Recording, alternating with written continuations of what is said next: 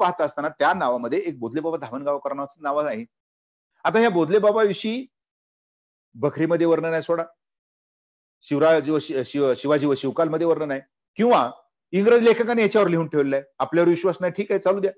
मात्र त्यांनीही त्या ठिकाणी लिहून ठेवलंय.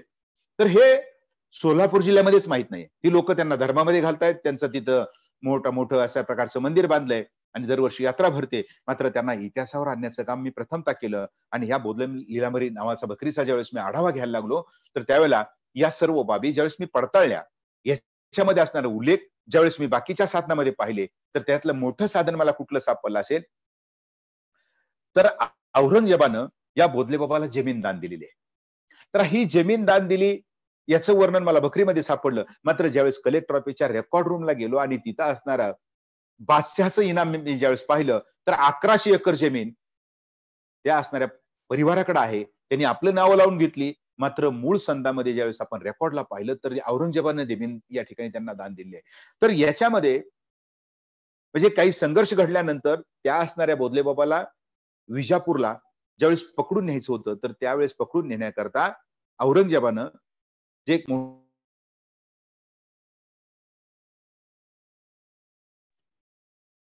राजे जगदेवराव, म्हणजे सोलापूर जिल्ह्यामध्ये वैरागच्या बाजूला एक छोटंसं गाव आहे. तर त्या गावामध्ये बोधले बाबाला औरंगजेबासाठी पकडून नेण्याकरता जी काही महत्वाचा माणूस त्या ठिकाणी आला होता, त्यांचं नाव आहे राजा जगदेवराव. म्हणजेच एकंदर राजा जगदेवरावांचा उल्लेख एका नवीन बखरीमध्ये त्या ठिकाणी सापडणं, हाही आपल्या दृष्टीने महत्वाचा उद्देश आहे किंवा उल्लेख त्या ठिकाणी आहे. मग अशा रीतीनं ज्यावेळेस तुम्हाला वेगवेगळ्या प्रकारचे संदर्भ त्या ठिकाणी सापडतात, पुनर्लेखन करीत असताना आपण सरळसोट ती माहिती घ्यायची आणि त्याच्या उलट लिहायचं, म्हणजे पुनर्लेखन नाही. पुनर्लेखन जर आपल्याला करायचं असेल, तर आपल्याला संदर्भ साधनं त्याच्यापेक्षा अस्सल दिली पाहिजे. माझी मांडण्याची, माझी बोलण्याची हीच पद्धत असते की आपण एखाद्या विशिष्ट समूहाला किती दिवस नावं ठेवण्यामध्ये वेळ घालवणार आहोत, त्याच्याऐवजी त्यांच्या पुढे जाऊन तुम्ही काम करा. नवीन संदर्भ त्या ठिकाणी शोधा आणि त्या संदर्भावर आधारित इतिहासल्या आपोआप तुम्ही त्यांचा इतिहास किंवा जी काही दूषित कुणी लिहिलं असेल कदाचित, तो इतिहास खोडला जाईल. मात्र तुमचं जे साधन असेल ते तुमचं साधन अस्सल असलं पाहिजे, तरच आपण पुढे जाऊ शकतो. हा एक विचार या ठिकाणी माझ्या मनामध्ये होता. आणि म्हणून एकंदर म्हणजे जगदेवराव राजांचा इतिहास या ठिकाणी सापडला किंवा सांगितला, तर तो इतिहास सांगत असताना एक नवीन संदर्भ, अशा प्रकारचे संदर्भ, त्याचबरोबर माळेगाव शाखेतून अनेक अशा प्रकारचे संदर्भ आमच्याकडे त्या ठिकाणी आले, किंवा जाधव घराण्याचा इतिहास ज्यावेळेस आपण पाहतो, तर माझं मत या ठिकाणी झालेलं आहे, किंवा मी हक्काने या ठिकाणी सांगू इच्छितो की महाराष्ट्राचा ज्यावेळेस विचार करतो, तर महाराष्ट्रामध्ये ही 10-5 गावं गेली की जाधवाचं घर नाही असं गाव आपल्याला सापडत नाहीये. तर याचाही अभ्यास त्या ठिकाणी होणं गरजेचं आहे की नेमकं ही जी काही माणसं असतील हे एवढी विखुरली का गेली असतील, किंवा एकंदर जागोजागी छोटे शाखा का निर्माण झाल्या असतील. अनेक अशा प्रकारच्या शाखा आहेत त्या ज्या तुमच्या अभ्यासात आणखी आलेल्या नाहीत. जाधव घराण्याच्या इतिहासाशी मी भरपूर निगडीत आहे. अनेकाशी त्या ठिकाणी मी काम करतोय. राजनरेश जाधवराव आमचे मित्रच आहेत. तर किंवा माळेगावचे असतील, अनेक अशी मी त्या ठिकाणी जोडलेला आहे आपल्या इतिहासाशी. तर या काम करत असताना याच्या व्यतिरिक्त आणखी शाखा आहेत की ज्या छोट्या गावामध्ये त्या ठिकाणी तालुका प्लेसला आमच्या वैरागच्या बाजूला एक गाव आहे, रातंजण नावाचं गाव आहे. तर रातंजण गावामध्ये जाधवांचं मोठ्या अशा प्रकारची गडी आहे. गडी आहे वगैरे सोडात, परंतु त्या गावचा इतिहास एवढा मोठा आहे की तो त्या कालखंडातलं तालुक्याचं गाव आहे. आणि तुळजाभवानीचा ज्यावेळेस आम्ही संदर्भ पाहतो, तर तुळजाभवानीला दिलेलं पहिलं पत्र, ताराबाईने दिलेलं पहिलं पत्र आहे 1708 साली. तर हे पत्र सुद्धा ह्या जाधव घराण्यानेच दिलेलं आहे. ताराबाईच्या वतीनं दिलेलं पहिलं पत्र. म्हणजे एकंदर आपण संदर्भाला त्या ठिकाणी जाऊया, नवीन संदर्भ त्या ठिकाणी काढूया आणि त्या संदर्भाच्या आधारे इतिहास त्या ठिकाणी आपण कशा प्रकारे मांडता येईल याचा त्या ठिकाणी प्रयत्न केला पाहिजे. मोगल मराठ्यांचा इतिहास त्यावेळेस आपण पाहतो. मोगलांचा इतिहास पाहत असताना मोगल घराण्याचा संस्थापक म्हणून आपण बाबराकडं त्याचा उल्लेख बाबराचा करतो. आता ही कालच आपण राम मंदिर आणि मशिदीचा जी चर्चा त्या ठिकाणी चालू होती आणि ही चर्चा चालत असताना एका वक्त्याचं मी वाक्य ऐकलं होतं की त्यांनी सांगितलं की बाबर हा परकी आहे आणि त्यांनी इथं मशीद बांधली, तर तो परकी आणि त्याचा संबंध या देशाशी काय. त्याला लगेच दुसऱ्याला उत्तर दिलं होतं की बाबर कुठं परकी आहेत, बाबर कुठं परकी आहेत. ठीक आहे, त्याचंही बरोबर आहे. तो म्हणतोय की 16व्या शतकात म्हणजे काही शतक जे होतं किंवा 15व्या शतकामध्ये आलेला जो बाबर असेल या ठिकाणी, तर या बाबराचा ज्यावेळेस आपण उल्लेख करतो तर त्यावेळेला त्याचं म्हणणं बरोबर आहे की अफगाणिस्तान जो आहे, जो बाबर काबूल आणि कंधार पासून आला किंवा तिथून आला, काबूल कंधार मधून, तर त्या बाबर त्यावेळेला जो हिंदुस्थान होता, तर हिंदुस्थानचा जो काही अखंड अशा प्रकारचा हिंदुस्थान प्राचीन कालखंडामध्ये अफगाणिस्तान पर्यंत धडकलेला होता किंवा अफगाणिस्तान पर्यंत त्यांच्या सीमा होत्या. हे त्यांचं वाक्य बरोबरच आहे. मग त्यांचं वाक्य बरोबर आहे हे ठीक आहे. मात्र इतिहासाला आपण कुठे घेतो ती वाक्य? इतिहासामध्ये कुठे शिकवतोय?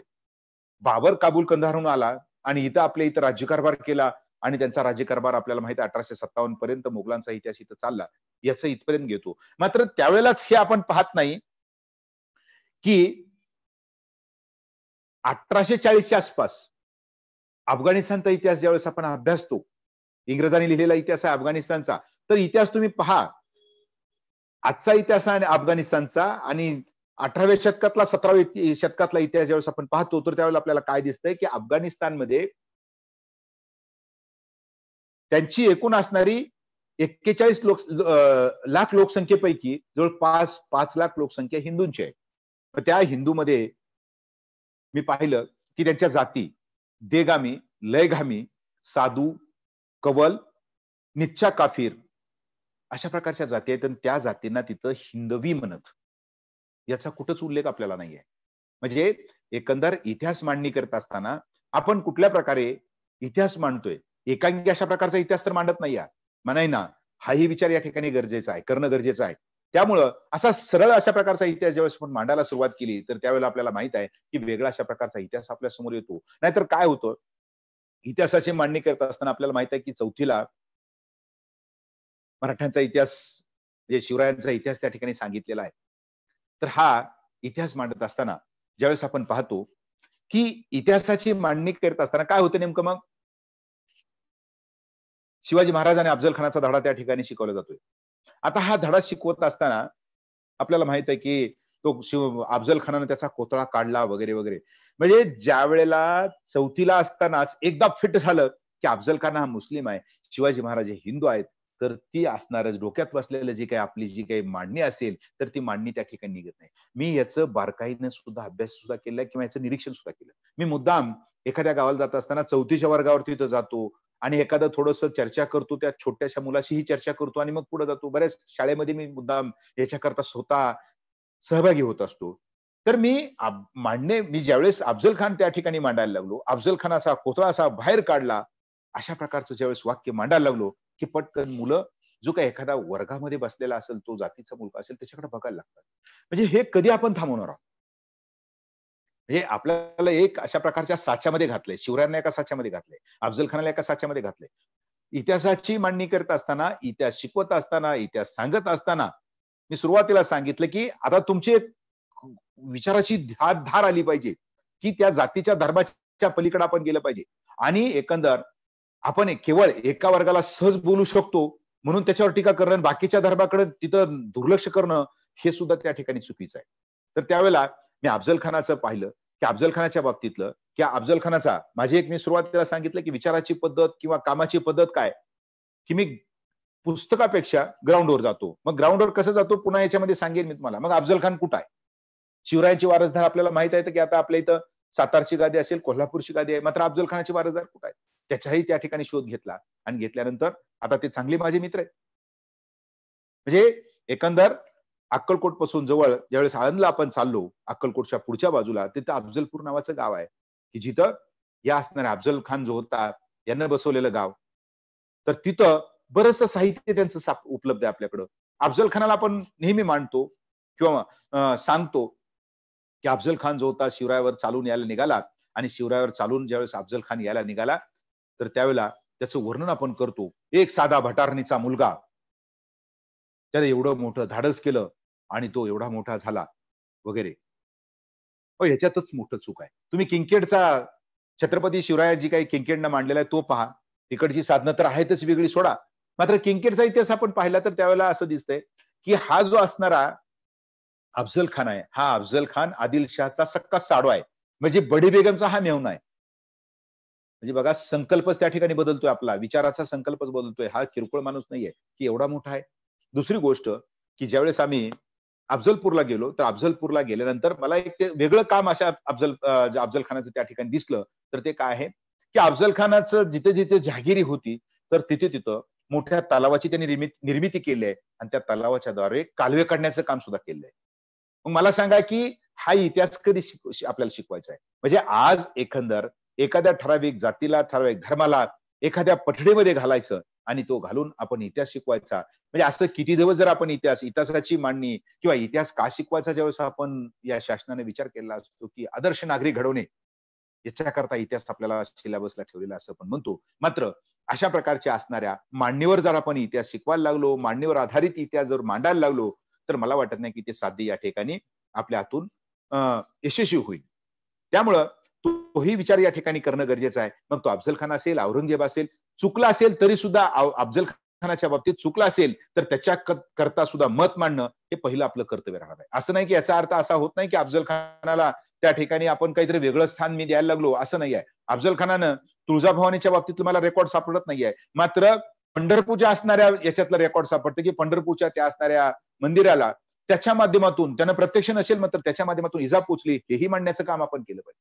म्हणजेच मांडणी करत असताना, इतिहासाचं पुनर्लेखन करत असताना आपल्याला त्या असणाऱ्या व्यक्तीचं, त्याचं जे काही राजकारण चाललं असेल, त्याचं काय असणारं जे काही धर्मकारण चाललं असेल, अर्थकारण चाललं असेल, याचा जशाच तशी मांडणी आपण केली पाहिजे.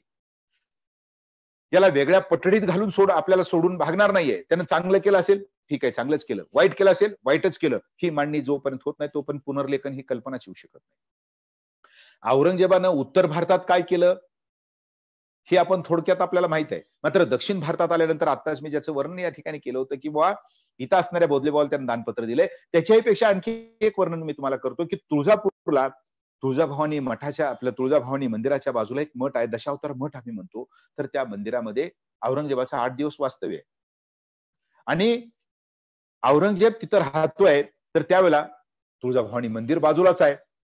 याच्या उपर म्हणजे त्यानं तिथं काही दानपत्र दिलेत. त्याच्या मुलाचं दानपत्र आहे. त्याच्या सरदाराची दानपत्र त्या ठिकाणी आहेत. म्हणजेच आपल्याला याची सुद्धा मांडणी या ठिकाणी करणं गरजेचं आहे. त्यानं चुकलं असेल तर त्याचंही आपल्याला त्या ठिकाणी मांडणं गरजेचं आहे. आणि त्यानं बरोबर आहे, हे बरोबर आहे हे मांडणं सुद्धा आपलं धाडसाचं काम आहे. मात्र ते केलंच पाहिजे असं माझं वैयक्तिक मत आहे. त्यामुळं इतिहासाची पुनर्मांडणी, इतिहासाचं पुनर्लेखन हे या पद्धतीनं झालं पाहिजे, की तुम्ही फील्डला गेलं पाहिजे. तुम्ही नवीन संदर्भ त्या ठिकाणी काढली पाहिजे आणि संदर्भ काढून मगच त्याची आपली जी मांडणी असेल तर मगच पुढे आपली मांडणीला जाऊ. अन्यथा आपली मांडणी त्या ठिकाणी ग्राही धरली जाणार नाही. हेही या ठिकाणी महत्वाचं आहे. तर ही मांडणी करत असताना मग शिवरायांच्या बाबतीतला आपण पाहतो, की मांडणी व्हायला लागली. आता मी एक मत मांडलं, की अफजल खानाच्या बाबतीतलं एक सॉफ्ट मत इथं मांडलं होतं किंवा सॉफ्ट म्हणायचं नाही शब्द असा मी मुद्दाम चुकीचा माझ्या म्हणजे शब्द होईल, की सॉफ्ट म्हणजेच काय, की माझं सुद्धा मत त्या ठिकाणी बदलेल. जे आहे ते मांडण्याचा ज्यावेळेस आपण विचार करतो, त्याची चांगली नीती मांडली, औरंगजेबाची चांगली नीती मांडली.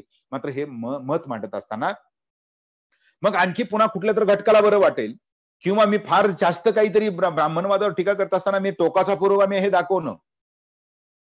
ब्राह्मणवादावर टीका करणं हे सर्वांनाच सहज शक्य आहे. मात्र इतर घटकावर टीका करत असताना आपली जी काही असेल विचारसरणी, आपली ताकद कुठं जाते हे नेमकं कळत नाही आपल्याला.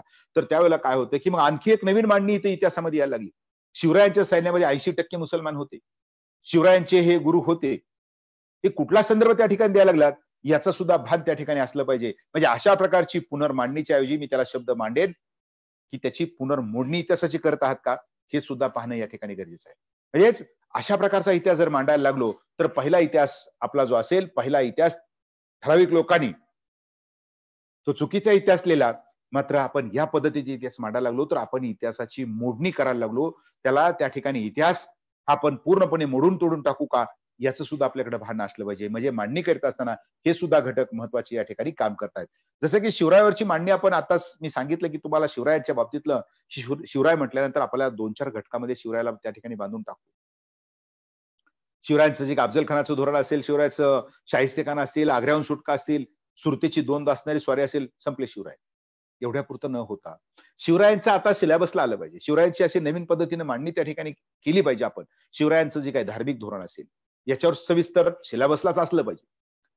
शिवरायांची जलनीती असेल, म्हणजे जलनीतीचा ज्यावेळेस आपण अभ्यास करतो, तर नाशिक जिल्ह्यामधले दंडोरी जे काही दिंडोरी नावाचा तालुका आहे, तर मोहाडी नावाच्या गावामध्ये शिवरायांचं एक छान पत्र आहे, की 2 गावामध्ये एका बंधाऱ्यावर भांडण आहे तिथं, जिथं जी नदी आहे, तर त्या नदीचा बंधारा बांधल्यामुळं खालचं गाव म्हणतं की आम्हाला पाणी मिळत नाहीये. तर हे ज्यावेळेस शिवरायांकडे गेलं, तर त्यावेळेला शिवरायांनी त्या कालखंडामध्ये सांगितलेलं आहे की नदी ही कुदरती देण आहे. म्हणजे आज 21वी साठी आपण पूर्ण महाराष्ट्र भांडतोय. कर्नाटक आणि महाराष्ट्र आपण भांडतोय. तर त्या कालखंडामध्ये आपण पाहिलं की ते सहजपणे मानतात की ही कुदरती देण आहे. म्हणजे त्यांची जलनीती कशा प्रकारची होती. शिवरायांचे अनेक असणारे काही पाणवठे आपण पाहिले असतील, कोकणातले असतील, त्या परिसरात त्यांनी काही जी काही तळी निर्माण केली असेल, की त्याचबरोबर शिवरायांचं असणारं पर्यावरण धोरण जे असेल, झाडं लावण्याचं धोरण असेल, तर याच्यावर आपण चर्चाच या ठिकाणी करत नाही. हरमाराची उभारणी त्यांची असेल किंवा गनिमिकावा फक्त चर्चेला घेतो, मात्र त्याचा सिलेबसमध्ये कुठं अंतर्भाव आहे? त्याचा असणाऱ्या लष्करामध्ये कुठं अंतर्भाव आहे? ती प्रत्यक्षपणे शिकवला जातोय का? तर याचाही या ठिकाणी आढावा घेणं गरजेचं आहे. म्हणजेच एकंदर आपली पुनर्मांडणी करीत असताना आपल्याला पुराव्याच्या आधारे त्या ठिकाणी गेलं पाहिजे. तरच आपण वेगळ्या अशा प्रकारचा इतिहास आपण मांडू शकतो. तर हा इतिहास मांडत असताना की आपल्याला नवीन संदर्भ त्या ठिकाणी काढले पाहिजे. आता हे नवीन संदर्भ काढत असताना आपल्याला माहित आहे की शिवरायांनी आपली राजधानी म्हणून रायगडाचं त्या ठिकाणी निवड केली आणि रायगडाची निवड करून अगदी कमी वेळामध्ये रायगडाची बांधणी करण्याचं काम आबाजी सोनदेव आणि हिरोजी इंदलकर यांनी केलेलं आहे.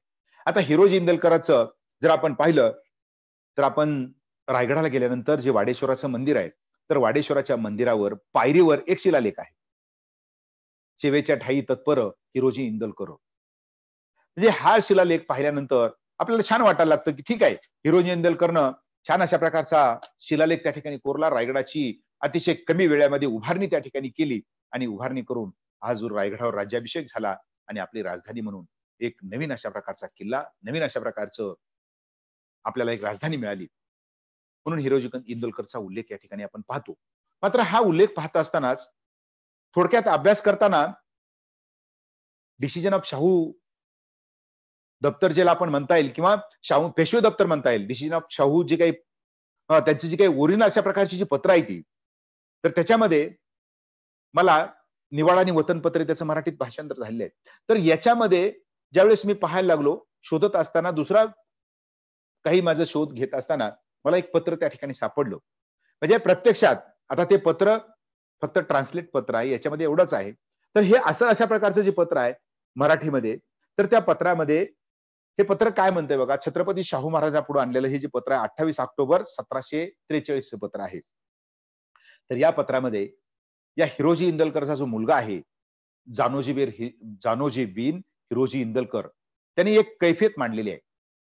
तर या कैफियत मांडल्यानंतर त्याच्यामध्ये त्यांनी जे काही उल्लेख केलेला आहे, तर त्या उल्लेखमध्ये आपल्याला माहित आहे की यांनी त्याच्यामध्ये स्पष्ट आपलं मत मांडलंय की या असणाऱ्या हिरोजी इंदलकरला छत्रपती शिवाजी महाराजांनी देहांताची शिक्षा दिलेली आहे.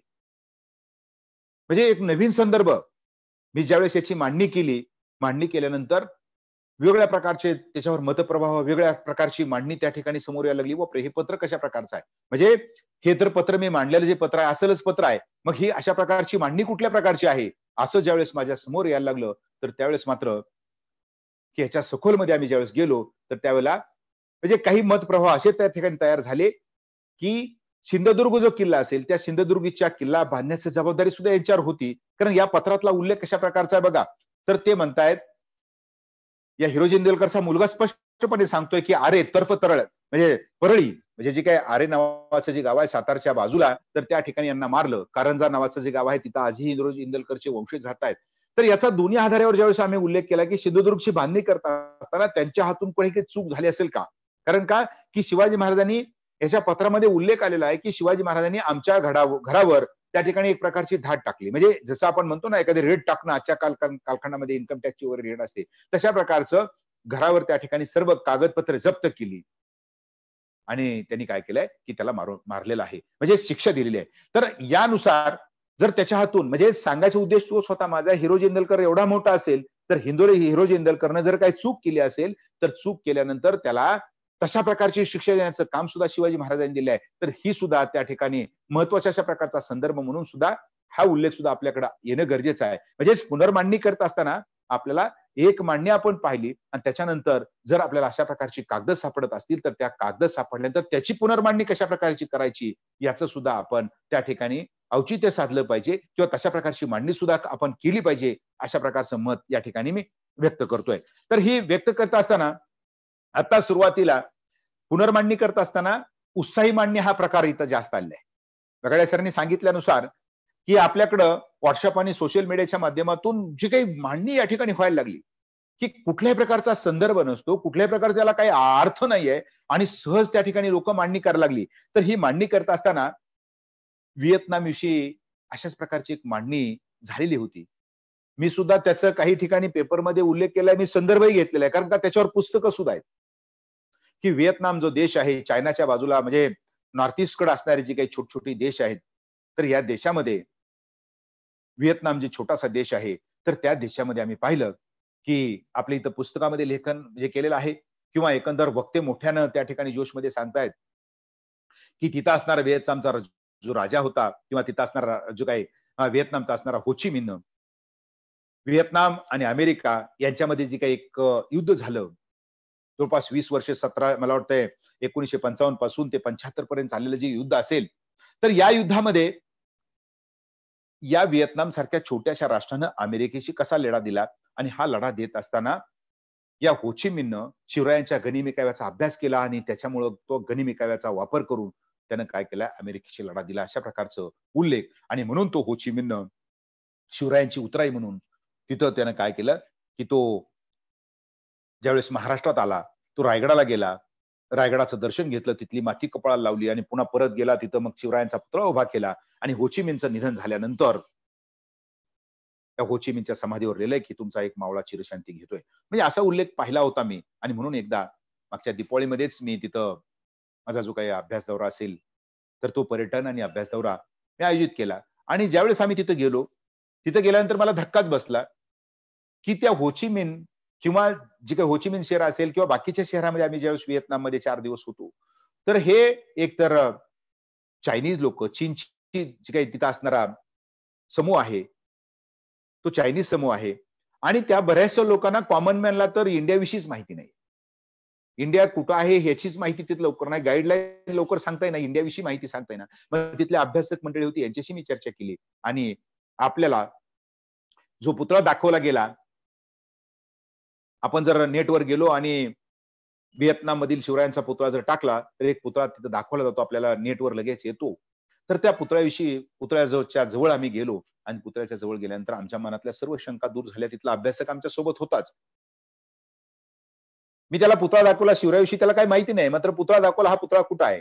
मग आम्ही त्या पुतळ्याच्या जवळ गेलो. तिथं असणारा जे बेथम नावाचं मार्केट आहे, बेथम मार्केट त्याचं नाव आहे. तर त्या बेथम मार्केटमध्ये गेलो आणि बेथम मार्केट जे पांढरे अशा प्रकारची इमारत आहे, घड्याळ दाखवलेली इमारत आपल्या जर आपण नेटवर टाकलं, तर त्याच्यामध्ये दिसल. तर ते बेथम मार्केटच्या समोरच्या बाजूला एक पुतळा आहे.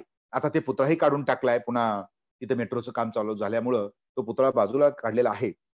तर त्या पुतळ्याचं ज्यावेळेस आम्ही निरीक्षण केलं, मला कीव करावीशी वाटते आपल्या या मंडळीचं, की बिना संदर्भाची मांडणी त्या ठिकाणी करतायत, की त्या पुतळा दुरून फोटो काढलेला आहे. शिवरायासारखाच फेटा दिसतोय त्याला, फेटा गुंडाळलेला आहे वगैरे, दाढी दुरून दिसतो. मात्र वरच्या बाजूला आम्ही पाहिलं, की त्या पुतळ्याच्या हातामध्ये कबूतर आहे.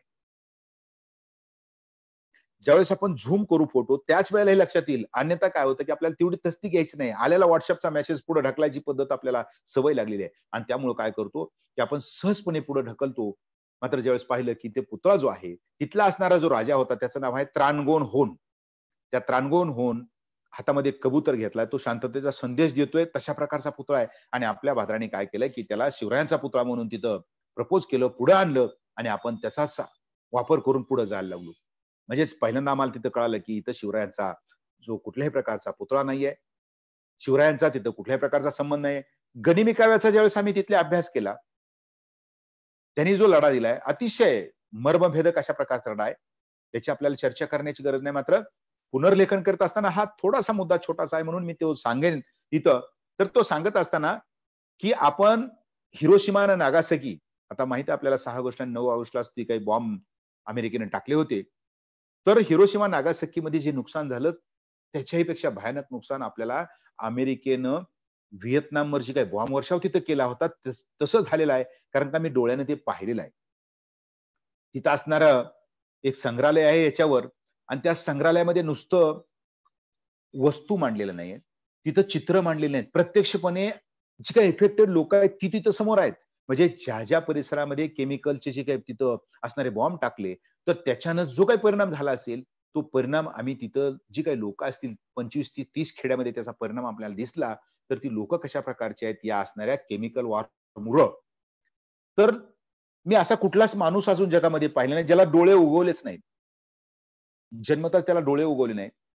ज्याला कुठल्याही एकही कानच उगवलं नाही. ज्याचे हातच नाहीत, पाय नाहीत, दीड 2 फूट उंची आहे, वेडे-वाकडे, डोकं कसं तरी झालेलं आहे. म्हणजे त्या माणसाकडे पाहिल्यानंतर, की आपल्याला केमिकल वॉर काय असतो आणि अमेरिकेनं कशाप्रकारे तिथं आपलं जे काही वर्चस्व लादण्याचा प्रयत्न केला, त्याची चीड आल्याशिवाय तिथं राहत नाहीये. म्हणजेच एकंदर म्हणजे हे कशामुळे घडलं, तर त्यांनी गनिमी काव्याच्या सहाय्यानं त्या अमेरिकेला अतिशय झुंज अशा प्रकारे वेगळ्या अशा प्रकारची झुंज दिली होती. तर ती झुंज कुठल्या प्रकारची होती? तर त्याने पूर्णपणे ज्या भागामध्ये अमेरिकाचं तिथं लष्कर होतं, तर त्या लष्कराचे जवळ जाईपर्यंत त्या लष्कराला कळत नव्हतं अशा प्रकारचे बंकर खाली तयार केले. ते बंकर एवढे मोठे आहेत, की काही ठिकाणी किलोमीटरवर बंकर आहेत. आज सुद्धा तिथं आपल्याला पाहायला मिळतात. म्हणजे जर तुम्ही इथून घुसला तर कुठं खालच्या बाजूला तर त्याच्या असणाऱ्या त्या बंकरमध्ये शाळा आहेत. तिथं हॉस्पिटल मधल्याच बाजूला आहे. तिथं काही लोकांचं राहण्याचं वसतिस्थानमध्ये आहे आणि त्यांची जे आपण जर तोंड बघितले, तर ती कुठेतरी जंगलामध्ये निघतायत. मग पुन्हा त्यांनी कुत्री आणली त्याच्याकरता, वास घेण्याकरता कुठं, तर त्याचंही त्यांनी काय केलंय प्रयोजन केलं होतं आणि म्हणजे त्याच्याकरता एक तोंड इथं म्हणजे जी काय असेल दुसरीकडे तोंड दाखवायचं आणि तोंडाच्या बाजूला काय करायचं मग, की तिथं कांद्याचा वास द्यायचा, वेगवेगळ्या प्रकार तिथल्या वनस्पतीचा वास द्यायचा. एकतर कुत्र्याला वास येऊ नये आणि जर कदाचित कुत्रा असेल, माणूस असेल, त्याच्यातून जर खाली जाण्याचा प्रयत्न केला, तर खालच्या बाजूला म्हणजे अतिशय म्हणजे अमेरिकेने सुद्धा का त्यांच्यावर एवढे हल्ले केले असतील किंवा का केलं असेल हेही तिथं दिसतंय, की खालच्या बाजूला त्याने केलंय ताराचं जे असणारं एक वेगळ्या अशा प्रकारची हातारे तयार केली. तुम्ही जर जी काही भाले असतील, सरळ भाले लावून टाकले. म्हणजे जर तुम्ही खाली गेला असेल, तर त्या भाल्यावरच माणूस पडला पाहिजे. वेगवेगळ्या प्रकारचं तिथे विहिरी खाली केल्या असतील. म्हणजे अशा रीतीनं अमेरिकेला नामोहरण करण्याचं काम त्यांनी केलं. म्हणजेच तो सुद्धा इतिहास गनिमी काव्याचा वेगळा आहे. मला इथं उल्लेख एक करायचा होता, की हा जो सर्व लढा असेल, हा त्यांनी त्यांच्या गनिमी काव्याच्या पद्धतीने लढला, ना की आपल्या पद्धतीने लढलेला नाही. कारण का आपला गनिमी कावा हा जी काही एखाद्या नदी असेल, आडवळणाचा रस्ता असेल किंवा घनदाट जंगल असेल, रात्रीचा हल्ला असेल, ही गनिमी काव्याची आपली पद्धत आहे. तिथला हा हल्ला वेगळ्या प्रकारचा आहे. त्यामुळे शिवरायापासून हो ची मिन्हनं जी काही स्वीकारलं, ही जी काही मांडणी आपल्या इथं केली जाते, ती मांडणी सुद्धा या दृष्टीनं चुकीची आहे. कारण का, की हो ची मिन्ह जी काही असेल, त्या हो ची मिन्हची कुठेही समाधीच नाहीये. समाधी बांधण्याचा प्रकार आपल्याकडे तिथं नाहीये. त्यामुळे हो ची मिन्हची समाधी नाही आणि हो ची मिन्हची समाधी नसल्यामुळं त्याच्यावर हा शिवरायांचा मावळा लिहिण्याचा प्रश्नच तिथं उरत नाहीये. तर अशा रीतीनं इतिहासाची पुनर्मांडणी करत असताना आपण खऱ्या संदर्भावर त्या ठिकाणी गेलं पाहिजे. मी मत मांडलं म्हणजे ते सत्य आहे असं मानण्याचं काही कारण नाही. एखाद्या मांडलेल्या मताला, एखाद्या असणाऱ्या संदर्भाला आपण स्वतः किती पडताळून पाहतो, हेही पाहणं त्या ठिकाणी गरजेचं आहे. तरच आपण चांगल्या प्रकारचा इतिहास त्या ठिकाणी मांडू शकतो. चांगल्या प्रकारचं साधनं समोर आणू शकतो आणि म्हणून इतिहासाचं पुनर्लेखन करत असताना मी माझं काही साधन, अस्सल साधन जनतेला किंवा इतिहासाला देऊ शकतो का? किंवा देण्याचा आपण प्रयत्न केला पाहिजे. आणि म्हणून त्याच्याकरता आपल्याला छोट्या-छोट्या गावामध्ये तिथं फिरलं पाहिजे. म्हणून मी तुळजाभवानीचा ज्यावेळेस उल्लेख करतो, तर तुळजाभवानीकडं अभ्यास करत असताना 1480 पासून अनेक अशा प्रकारच्या संदा, ओरिजिनल संदा माझ्या स्वतःकडे त्या ठिकाणी संग्रहित ठेवलेले आहेत. तर या संधीचा अभ्यास करत असताना मला मग मुस्लिम कालखंडाचा जो काय अभ्यास असेल किंवा वेगवेगळ्या प्रकारचे राजे महाराजे असतील यांचा त्या ठिकाणी अभ्यास करण्याचा आणि त्या संधा पुन्हा पडताळून पाहण्याचा, त्यांनी दिलेल्या जमिनी त्या वंशाकडे आहेत का हे सुद्धा आपण पाहिलं पाहिजे. नाहीतर सनद सुद्धा त्या ठिकाणी खोट्या निघू शकतात. तर अशा प्रकारचा प्रयत्न मी त्या ठिकाणी केला पाहिजे. तरच आपण काय करू शकतो, की वेगळ्या अशा प्रकारचा इतिहास त्या ठिकाणी मांडू शकतो. वेगळा इतिहास मांडत असताना आपण उत्तरेमध्ये गुंतलो. मध्ययुगीन इतिहासामध्ये आपण काय करतो, की संपूर्ण आपण उत्तरेमध्ये गुंतून गेलो. आपलं इथं नॉर्थ ईस्टकडे लक्षच नाहीये. तर नॉर्थ ईस्टकडे आपण पाहत असताना आपल्याला माहित आहे, की आणखी एक माझा अभ्यासाचा तिथं वेगळा दौरा राहिला होता. तर ओरिसा म्हणजे त्यावेळेचा बंगाल प्रांत, आजचा बिहार, बंगाल आणि ओरिसा मिळून त्यावेळेला बंगाल प्रांत म्हटलं जात होतं. औरंगजेबाचा एक सरदार जो आहे अलीवर्दी खान याच्या कालखंडामध्ये आपले नागपूरचे रघुजीराव भोसले यांचं लक्ष त्या ठिकाणी गेलं आणि गेल्यानंतर नागपूरच्या भोसल्याने ओरिसावर आक्रमण केलं 1742 ला आणि आक्रमण करून नगर पासून ते कटक पर्यंत म्हणजे सॉरी नागपूर पासून कटक पर्यंत त्यांची वारंवार त्या ठिकाणी आक्रमण व्हायला लागली. मग हे आक्रमण होत असताना बंगालचा जो भाग आहे, आजचा बंगालचा भाग म्हणजेच कलकत्ता आपण समजूया, तर कलकत्ता बाजूलाच राहिला. मात्र शेवटी या असणाऱ्या मोगलांना ओरिसाचा जो आहे त्यावेळेस बंगालमध्येच मोडतोय, म्हणजे कटकचा जो भाग आहे हा सोडून द्यावा लागला. नुसताच सोडून दिला नाही, तर आपल्याला इतिहासामध्ये याची मांडणी फार कमी लोक करतायत की 1751 पासून 1803 पर्यंत, म्हणजे जवळपास 50-52 वर्षाचा जो कालावधी आहे, हा कालावधी हा ओरिसा, आजचा दिसणारा ओरिसा जे राज्य आहे ते संपूर्ण ओरिसा मराठ्यांच्या ताब्यामध्ये होतं, मराठ्यांच्या अधिपत्याखाली होतं. याची मांडणी महाराष्ट्रामध्ये होतच नाहीये. म्हणजे आपण उत्तरेमध्ये गुंतलो तर एवढं स्वतंत्र अशा प्रकारचं राज्यकारभार आपला चाललाय 50 वर्ष. मग हा राज्यकारभार नुसता पुस्तकात अनुभवायचा नाहीये. ज्यावेळेस आम्ही ग्राउंडवर त्या ठिकाणी फिरलो ओरिसामध्ये, ओरिसामध्ये फिरल्यानंतर एक एक त्या ठिकाणचे असणारे संदर्भ मी पाहिले, एक एक तिथले असणारे पुस्तकं आम्ही पाहिली, तिथल्या आर्काइव्ह मध्ये गेलो. अक्षरशः म्हणजे आश्चर्याचे धक्के त्या ठिकाणी बसतात की आपलं काय काय त्या ठिकाणी प्रचंड अशा प्रकारचा इतिहास दडलेला आहे.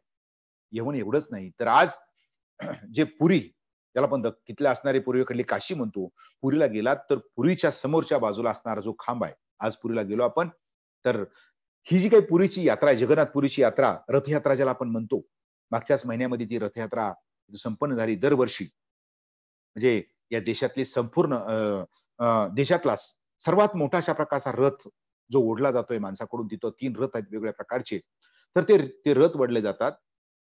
म्हणजेच एकंदर जगन्नाथपुरीची यात्रा काही कालखंडापर्यंत बंद पडलेली होती आणि ती यात्रा पुन्हा चालू करण्याकरता जे काही कोणार्क टेम्पल आहे, कोणार्क जे मंदिर आहे, सूर्य मंदिर, तिथून एक 34 फूट लांबीचा जो काही खांब आहे त्याला गरुड स्तंभ म्हटलं जातं, तो गरुड स्तंभ या असणाऱ्या भोसल्याने आणला आणि जे काही मंदिर आहे त्या मंदिराच्या पुढच्या बाजूला लावलेलं आहे.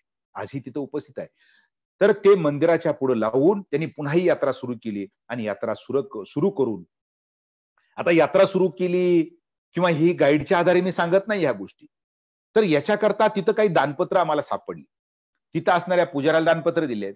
त्या मंदिराची जी काही व्यवस्था लावण्याकरता जे धर्मशाळा तिथं चालू केली, तर ही धर्मशाळा चालू करण्याकरता जी दानपत्र दिली आहे, तिथल्या जमिनी दिल्या, याचाही उल्लेख आपल्याला तिथल्या असणाऱ्या रेकॉर्ड रूम मध्ये पाहायला मिळतात. एवढंच नाही, तर जी काही त्या असणाऱ्या कटक आणि भुवनेश्वर याच्याकडे जाण्याकरता जे त्यांनी काही रस्ते तयार केले, तर हे रस्ते तयार केल्यानंतर त्याच्यावर जे पूल बांधले, तर ते पूल आजही तिथं शिल्लक आहे. तर त्या पुलाला आता सुद्धा मराठा जी काही ब्रिज म्हटलं जातो. आणि तेवढंच नाही तर कटक गावामध्ये जर आपण गेलो तर तिथं असणारं तिथलं एस-आर-पी सारखे जे आपले तिथले असणारे जी काही सैन्य आहे त्यांचं किंवा पोलीस आहे, ते पोलीस ज्या इमारतीमध्ये राहतंय, जवळपास 65 एकराचा एरिया आहे आणि 73 बॅरेक्स ज्याला आपण म्हणता येईल, मोठे हॉल अशा प्रकारचे बॅरेक्स आहे. मग त्याच्याकरता सैन्याला राहण्याकरता तिथं व्यवस्था आहे.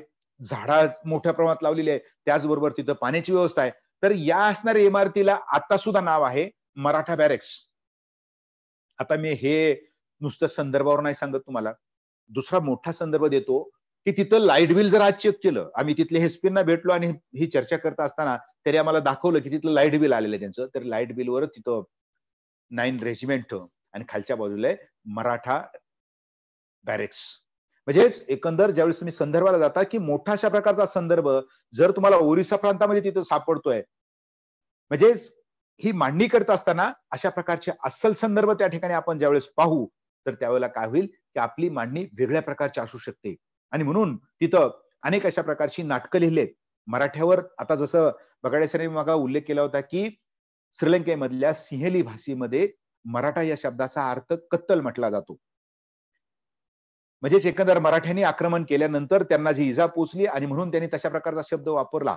तशाच प्रकारचा दुसरा एक संदर्भ त्याला जोडून मला सरांच्या वाक्याला द्यावासा वाटतो, की आज जर ओरिसा प्रांतामध्ये आपण गेलो, तर ओरिसामध्ये आज मराठ्यांना जी जात्यावरल्या ओव्या आहेत त्या, कारण मराठी भाषेमध्ये आपलं ओरिसा भाषेमध्ये मराठीतले अनेक शब्द आहेत.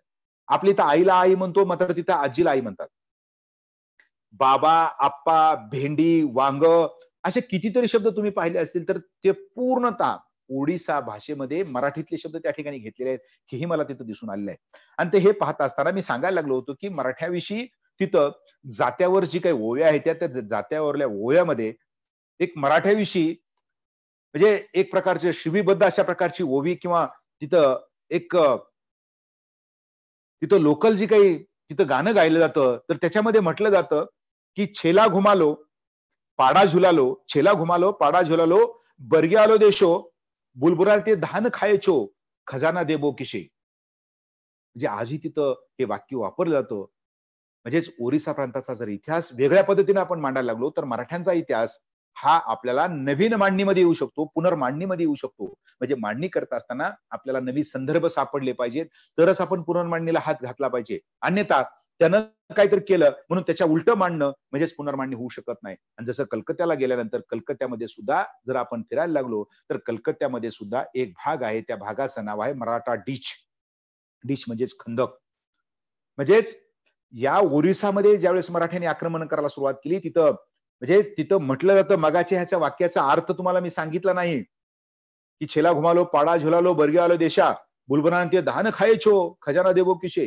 म्हणजे तिथं सहजपणे आपली आई सांगते मुलांना, बाळा झोप, बाळा झोप, नाहीतर मराठी येतील. म्हणजे एवढी दहशत तिथं होती. तिथल्या असणाऱ्या अनेक काव्यामध्ये, नाटकामध्ये याचं वर्णन आहे. आणि म्हणून एकंदर बाजूला कलकत्ता आहे, तर त्या कलकत्तामध्ये गेल्यानंतर तिथं असणारे इंग्रज आहेत, डच आहेत. कारण का तिथं वखारी भरपूर होत्या. त्या इंग्रजांना असणाऱ्या परकीयांना भीती होती, की मराठी जर कलकत्त्यावर आक्रमण केलं तर काय करा? आणि म्हणून त्यांनी काय केलंय, की आपल्या जिथं वसाहती होत्या किंवा त्यांचं जे काही तिथं असणारे वखार आहे, त्या वखारीच्या बाजूला त्यांनी मोठा खंदक खोदून ठेवला होता आणि त्या खंदकाला नाव त्यांनी दिलं होतं मराठा डीच. आता याचा जर उल्लेख आपल्याला पाहायचा असेल, आज कलकत्त्यामध्ये जर तुम्ही गेलात, आता खंदक बुजून टाकला, तिथं रोड आहे. मात्र त्याचे संदर्भ आपल्याला जर पाहिजे असेल, तर जी काही तिथं असणारी जी स्ट्रीट आहे, तिथं असणारी जी काही पूर्णपणे बाजारपेठ आहे, त्या बाजारपेठेवरली कुठलीही लाईन जर तुम्ही पाहिली, तर वरच्या बाजूला दुकानाचं नाव आणि खालच्या बाजूला जे स्ट्रीटचं नाव असतं, त्याच्यावर स्पष्टपणे त्या बोर्डवर आपल्याला असं दिसतंय, की मराठा डीच लेन. म्हणजेच अशा प्रकारचे संदर्भ जर आपण पाहिले किंवा अनुभवले, तरच आपण मांडणीकडे त्या ठिकाणी जाऊ शकतो. तर ही मांडणी पाहत असताना मी माझ्या मांडणीचा जो उल्लेख या ठिकाणी मी सुरुवातीलाच केला होता, की आपण त्या परिसरामध्ये गेलं पाहिजे. नवीन संदर्भ त्या ठिकाणी काढले पाहिजे. हो, की आपल्या मांडणीला आपण न्याय देऊ शकतो. हे माझं ठाम मत आहे आणि म्हणून एकंदर म्हणजे आपल्याला कमी लोक आपलं त्या ठिकाणी लक्ष देत आहेत. खास करून आपण मराठ्यांचा इतिहास ज्यावेळेस आपण पाहतो, तर हा मराठ्यांचा इतिहास पाहत असताना आपण ठीक आहे पेशवे दप्तर पुणे संपला आपला काळ म्हणजे मोठा आपलं जाणं म्हणजेच काय की पुणे किंवा राजवाडी इतिहास संशोधन मंडळ असेल, धुळ्याचं असेल किंवा एकंदर भारत इतिहास संशोधन मंडळ असेल, भांडारकर संपले आपली इथपर्यंतची धाव जी असेल संपून जाते. मात्र याच्या सोबतच जर आपण चेन्नईला गेलो, चेन्नईला भरपूर मराठ्यांची कागदपत्र त्या ठिकाणी आपल्याला मोडी भाषेमध्ये आहेत.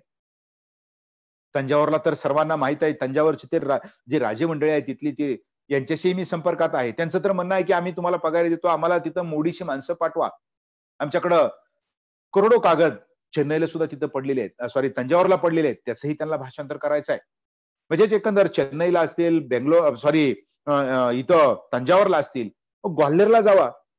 जे शिंद्यांचं राज्य आहे, त्या राज्यामध्ये आर्काइव्हमध्ये ढिगाऱ्याने कागदपत्र आहेत आपले. भरपूर कागदपत्र आहेत. इंग्रजांचा जो काही पत्रव्यवहार असेल, तो पत्रव्यवहार ग्वाल्हेरला भरपूर आहेत. प्रकाशित भरपूर झाले आहेत, अप्रकाशित भरपूर आहेत. याचाही त्या ठिकाणी आपण अभ्यास केला पाहिजे. कारण का, की यांचा ज्यावेळेस आपण अभ्यास करतो, त्याची सुसंगती ज्यावेळेस आपण आपल्याशी लावत नाही, तर आपल्या इतिहासाची पुनर्मांडणी होऊ शकत नाही. दिल्लीला तशाच प्रकारची कागदपत्र आहेत किंवा त्याच्यापेक्षाही मोठी कागदपत्र जर असेल, शिवरायांचा अभ्यास करायचा असेल तुम्हाला, तर डिंगल भाषेत जी काही कागदपत्र असतील, मिर्झा राजे जयसिंगाची डिंगल भाषेतली कागदपत्र आपल्याला पाहायला कुठे मिळतात? बिकानेरच्या आर्काइव्हज. बिकानेरच्या आर्काइव्हजमध्ये मोठ्या अशा प्रकारची कागदपत्र आहेत. म्हणजे आम्ही ज्यावेळेला शिवरायांची जी काही आग्रा मोहीम घेतली होती, एबीपी माझावर ही मोठी अशा प्रकारची एक मागं एपिसोड केला होता, तर त्यावेळेला मी त्याच्यामध्ये भाग घेतला होता. आपल्याला शिवरायांचा एक मोठा दस्तावेज पुरंदर जो काही तह होता, ह्या दस्तावेज त्याचा सापडला होता. 22 फूट लांबीचा तो कागद आहे. बिकानेरमध्ये तिथं सापडला. तर अशा प्रकारचे आपल्याला ज्यावेळेस आपण काम करायला लागलो, तर ते काम करत असताना इतिहासाची पुनर्मांडणी, खास करून मी जो काही विषय या ठिकाणी घेतला होता, की मध्ययुगीन कालखंडातली पुनर्मांडणी करत असताना आपल्याला अस्सल कागदपत्राच्या आधारे आपण गेलं पाहिजे. तरच आपण पुनर्मांडणी आपली यशस्वी होऊ. अन्यथा काय होईल त्याच्यामध्ये पुनर्मांडणी करत असताना मोठी अडचण काय होईल, भविष्यामध्ये आपली सुद्धा मांडणी कोणीतरी खोडून काढेल. मग तुमची मांडणी खोडून काढू नये किंवा आपलं मत अस्सल असलं पाहिजे. हे जर तुम्हाला जर पाहिजे असेल तर त्याच्याकरता तुम्ही अस्सल संदर्भ साधनाला त्या ठिकाणी गेलं पाहिजे. तरच आपण काय करू शकतो, आपली पुनर्मांडणी त्या ठिकाणी करू शकतो किंवा आपली पुनर्मांडणी चांगली होऊ शकते. आणि म्हणून मध्ययुगीन कालखंडामध्ये तर प्राचीन कालखंडाची मांडणी करत असताना एवढं लक्ष जात नाही, मात्र मध्ययुगीन कालखंडाच्या इतिहासाला हात लावणं म्हणजे आगीशी खेळण्यासारखं हे आपल्याला वारंवार दिसतंय. एक छोटंसं मत व्यक्त केलं की पटकन आज मलाही त्या ठिकाणी मी तुळजाभवानीवर काम करतोय किंवा वेगवेगळ्या प्रकारचे घटक काम करतोय, मला सामोरं मी जातोय, अनेक गोष्टीला मी तर सामोरं गेलेलो आहे की इतिहास लोकांना असं वाटायला लागलं की इतिहास माझ्या मर्जीने लिहिला पाहिजे. माझ्या परिसराचा इतिहास लिहा, माझा घराण्याचा इतिहास तुम्ही त्या ठिकाणी लिहा, आता असा इतिहास लिहू नका, तसा प्रकारचा इतिहास लिहा. अशा प्रकारचे घटक तिथं काम करतायत. म्हणून इतिहासामधले पुनर्मांडणी करत असताना सर्वात मोठा धोका आपल्या या असणाऱ्या व्यासपीठावर मी मांडतोय की अतिशय म्हणजे एक जोखमीचं काम त्या ठिकाणी होऊन बसलेलं आहे. इतिहासामध्ये मांडणी करत असताना, मध्ययुगीन कालखंडातली मांडणी करत असताना सोपं नाही आहे. मात्र त्याला सुद्धा आपण एकतर माझ्या हातून नाही झाली मांडणी तर चालेल, मात्र मी चुकीचा इतिहास मांडणार नाही, हे माझं ठाम मत त्या ठिकाणी असलं पाहिजे. तरच आपण पुनर्मांडणी हा शब्दाला न्याय देऊ शकतो, असं माझं वैयक्तिक मत आहे. त्यामुळं अस्सल साधनाच्या आधारे जर मध्ययुगीन कालखंडाची पुनर्मांडणी केली तर सर्व समाजाला, सर्व घटकाला, सर्व असणाऱ्या जाती, पंथ, समाज या सर्वांना आपण न्याय देऊ शकतो. अशा प्रकारचा आपण प्रयत्न करूया. आणि म्हणून एकंदर या पुनर्मांडणीवर माझं मत मांडण्याकरता आपण जी मला या ठिकाणी बोलावलं आणि जो काही एक प्रकारची संधी दिली त्याबद्दल मी आपल्या सर्वांचं या ठिकाणी ऋण व्यक्त करतो आणि आपली रजा घेतो. जय हिंद, जय महाराष्ट्र, जय शिवराय.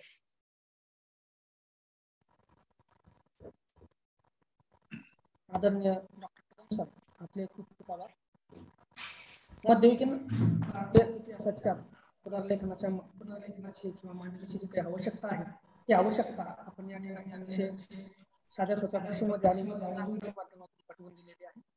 स्थानिक पातळीवरचा जो काही इतिहास आहे तो जोपर्यंत वैश्विक पातळीवर जात नाही तोपर्यंत इतिहासाला पूर्णत्व प्राप्त होणार नाही असं सुद्धा आपल्याला या ठिकाणी म्हणता येईल. आणि हा स्थानिक पातळीवरचा इतिहास जर वैश्विक पातळीवर आपल्याला घ्यायचा असेल तर स्थानिक पातळीवर भरपूर काम होणं गरजेचं आहे. असं सुद्धा अशी जी काही माहिती आहे ती या वेबिनारमध्ये सहभागी अभ्यासकांना मिळालेली आहे. देऊळगाव राजा येथील जाधव घराण्याच्या इतिहासावर सुद्धा आपण प्रकाश टाकला. श्री तुळजाभवानी यांच्या इतिहासावर सुद्धा आपण प्रकाश टाकलेला आहे. या आपल्या या व्याख्यानाबद्दल, मार्गदर्शनाबद्दल अनेक महत्वाच्या प्रतिक्रिया अभ्यासकांनी आपल्या या युट्यूबच्या चॅट बॉक्समध्ये त्यांनी नोंदवलेल्या आहेत. मेहकरचे श्री हरी पितळे प्रातिनिधिक स्वरूपात नाव जर घ्यायचं झालं तर ते सुद्धा श्री नरसिंह संस्थान त्याचा स्थानिक इतिहासाचा ते अभ्यास करतात, बाळाभाऊ पितळे या संतांचा ते अभ्यास करतात. तर त्यांना सुद्धा या माध्यमातून आणि महाराष्ट्राच्या बाहेर इतर जे काही अभ्यासक आहेत त्या सर्व अभ्यासकांना सुद्धा या आपल्या मार्गदर्शनाचा नक्कीच लाभ होईल असा विश्वास या ठिकाणी व्यक्त करावासा वाटतो.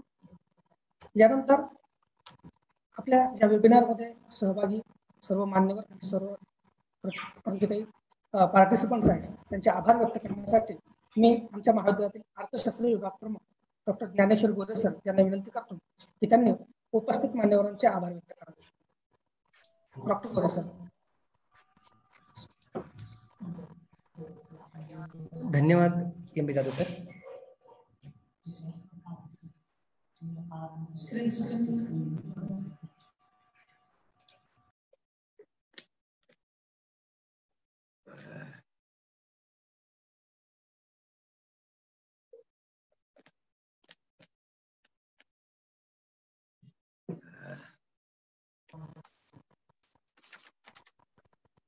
अतिशय महत्वाची जी काही माहिती आहे या दोनही प्रमुख वक्त्यांनी आपल्याला दिलेली आहे. या प्राचीन भारतीय इतिहासाचे पुनर्लेखन आणि मध्ययुगीन भारताच्या इतिहासाचे पुनर्लेखन या संदर्भातल्या आपल्या ज्या काही संकल्पना आहेत त्या संकल्पना नक्कीच आपल्या क्लिअर झाल्या असतील आणि आपल्या ज्ञानामध्ये भर पडली असेल.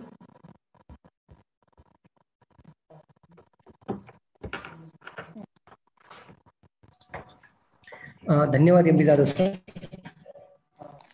आपल्या श्री बालाजी संस्थान देऊळगाव राजा द्वारा संचालित श्री व्यंकटेश कला वाणिज्य व विज्ञान महाविद्यालय देऊळगाव राजा जिल्हा बुलढाणा येथील इतिहास विभागाच्या वतीने आयोजित भारतीय इतिहासाच्या पुनर्लेखनाची आवश्यकता चर्चा व चिंतन या अत्यंत महत्वपूर्ण विषयावरील एक दिवसीय राष्ट्रीय वेबिनार प्रसंगी उद्घाटक म्हणून उपस्थित राहून मार्गदर्शन केल्याबद्दल आपल्या महाविद्यालयाचे आदरणीय प्राचार्य डॉक्टर गजानन जाधव सरांचे मी या प्रसंगी मनपूर्वक आभार व्यक्त करतो. या वेबिनार प्रसंगी आपल्याला पहिल्या टेक्निकल सेशन दरम्यान आदरणीय गुरुवर्य प्राध्यापक डॉक्टर बगाडे सर, ख्यातनाम विचारवंत, इतिहास विभाग प्रमुख डॉक्टर बाबासाहेब आंबेडकर मराठवाडा विद्यापीठ औरंगाबाद यांनी प्राचीन भारतीय इतिहासाचे पुनर्लेखन या विषयावर मार्गदर्शन करताना इतिहास लेखनशास्त्रातील मान्यताप्राप्त शास्त्रीय संशोधन पद्धतींच्या आधारे वास्तव इतिहासाच्या पुनर्लेखनाची आवश्यकता व त्याची प्रक्रिया अत्यंत अभ्यासपूर्ण आणि तेवढ्याच ओघवत्या शैलीत स्पष्ट केली. त्याबद्दल आदरणीय बगाडे सरांचे मी आपल्या महाविद्यालयाच्या वतीने मनपूर्वक आभार व्यक्त करतो. आदरणीय डॉक्टर बगाडे सरांचे व्याख्यान ही प्रत्येक अभ्यासकासाठी एक मेजवानीच असते.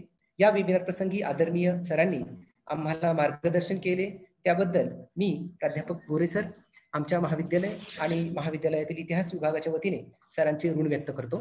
या वेबिनार प्रसंगी दुसऱ्या टेक्निकल सेशन दरम्यान आदरणीय डॉक्टर सतीश कदम सर, इतिहास विभाग प्रमुख यशवंतराव चव्हाण, महाविद्यालय तुळजापूर, जिल्हा उस्मानाबाद व अध्यक्ष अखिल भारतीय महाराष्ट्र इतिहास परिषद यांनी मध्ययुगीन भारतीय इतिहासाचे पुनर्लेखन या विषयावर अत्यंत मोलाचे मार्गदर्शन केले. त्याबद्दल त्यांचे देखील आमचे महाविद्यालय आणि महाविद्यालयातील इतिहास विभाग यांच्या वतीने मी मनपूर्वक आभार व्यक्त करतो.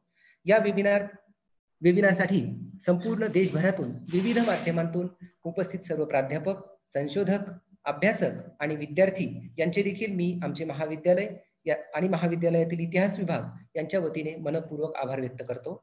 या वेबिनारचे आयोजक आमच्या महाविद्यालयातील इतिहास विभाग प्रमुख प्राध्यापक डॉक्टर राजेंद्र सिंग देवरे सरांनी आम्हा सर्व अभ्यासकांना या वेबिनारच्या निमित्ताने दिलेल्या वैचारिक आणि बौद्धिक मेजवानीसाठी आम्हा सर्व अभ्यासकांच्या वतीने मी मनपूर्वक आभार व्यक्त करतो. या वेबिनारचे त्यांच्या नेहमीच्या सुंदर आणि ओघवत्या शैलीत सूत्रसंचालन करणारे आमच्या महाविद्यालयातील मराठी विभागाचे प्राध्यापक मधुकर जाधव सर यांचे देखील या निमित्ताने मी आभार व्यक्त करतो. या वेबिनारच्या यशस्वी आयोजनासाठी टेक्निकल सपोर्ट देणारे आमच्या महाविद्यालयातील रसायनशास्त्र विभाग प्रमुख प्राध्यापक पवन कदम सर आणि त्यांची संपूर्ण टीम, या टीम मधील सर्व मेंबर्स यांचे देखील मी महाविद्यालयाच्या वतीने मनपूर्वक आभार व्यक्त करतो. या वेबिनारचे उद्घाटक आमच्या महाविद्यालयाचे आदरणीय प्राचार्य डॉक्टर गजानन जाधव सर यांच्या परवानगीने हा वेबिनार या ठिकाणी संपन्न झाला असं मी जाहीर करतो. जाधव सर.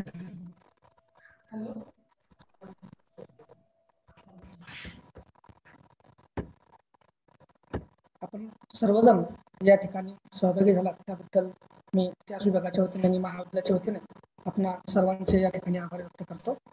माननीय डॉक्टर कदम सर सरांसाठी एक प्रश्न या ठिकाणी सबमिट